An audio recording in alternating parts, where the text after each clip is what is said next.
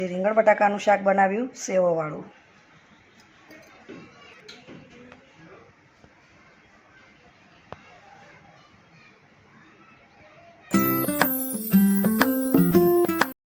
જય શ્રી કૃષ્ણ, રાધે રાધે, જય દ્વારકાધીશ, હર હર મહાદેવ. મિત્રો, સ્વાગત છે તમારું મારા નવા બ્લોગમાં. મિત્રો, સવારના 9:45 વાગી ગયા છે. તમે બધાને ગુડ મોર્નિંગ. ને કેમ છો તમે? બધા મજામાં?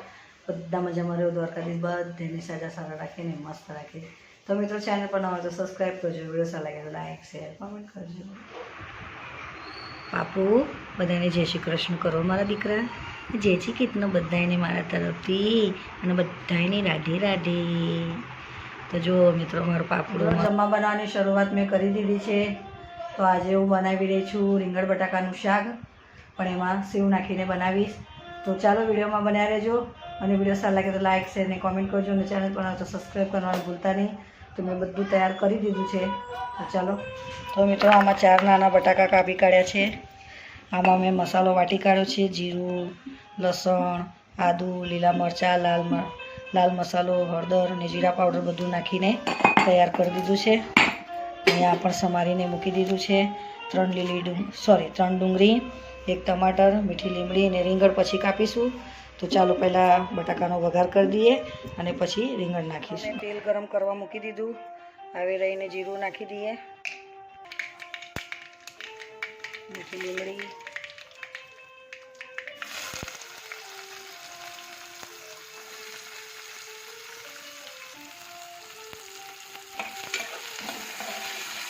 મિત્રો મસ્ત ડુંગળી શેકાઈ જાય પછી ટામેટાં અને મસાલો નાખી દઈએ, જે વાટી કાઢ્યો છે મેં. તો ચાલો હવે ડુંગળીને મસ્ત શેકાવા દઈએ આપણે. જો મિત્રો, સરસ મજાની ડુંગળી શેકાઈ ગઈ. હવે અંદર ટામેટાં નાખી દઈએ.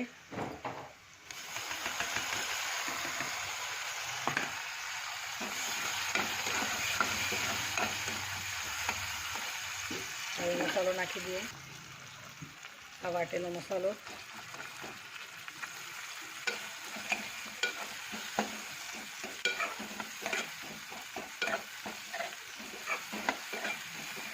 તો મિત્રો, આવી રીતે રીંગણ બટાકાનું શાક બનાવીએ ને તો ખૂબ જ સરસ લાગે છે. જો મિત્રો, મસાલો મસ્ત શેકાઈ ગયો. હવે અંદર નાખી દઈએ બટાટા.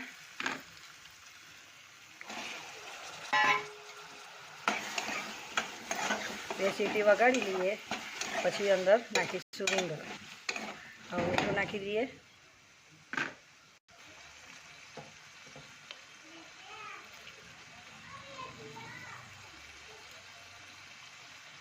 હવે થોડુંક પાણી નાખી દઈએ મિત્રો, બટાટા ચડી જાય એટલે. પછી આપણે રીંગણ નાખીશું.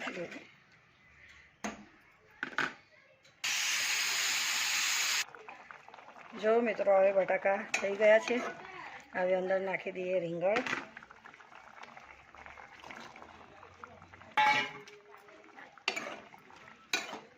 હવે હજુ 1 સીટી વગાડી લઈએ, પછી ઉપરથી નાખી દઈશું ઝીણી સેવ.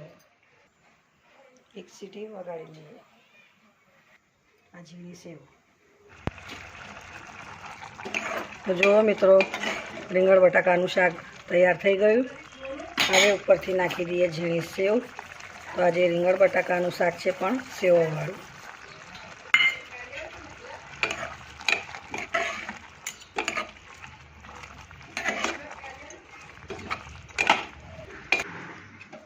તો જુઓ મિત્રો, રીંગણ બટાકાનું શાક બનીને તૈયાર થઈ ગયું. એ બી સેવવાળું શાક છે આજે. રીંગણ બટાકાનું મસ્ત જોઈ લો. હવે ઉપરથી આપણે નાખી દઈએ ધાણા,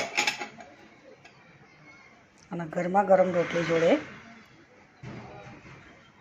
ખાવાની મજા આવે. જોઈ લો. તો આજે રીંગણ બટાકાનું શાક બનાવ્યું સેવવાળું.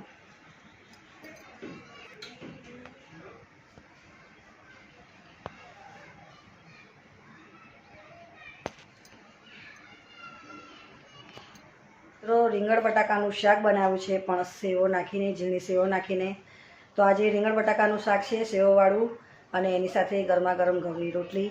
તો ચાલો મિત્રો, આજ માટે આટલું જ. ચેનલ પર આવો તો સબસ્ક્રાઈબ કરજો. વિડીયો સારા લાગે તો લાઈક શેર કોમેન્ટ કરજો. તો મળ્યા નવા બ્લોગમાં. જય શ્રી કૃષ્ણ, રાધે રાધે, જય દ્વારકાધીશ, હર હર મહાદેવ. બાય બધાને.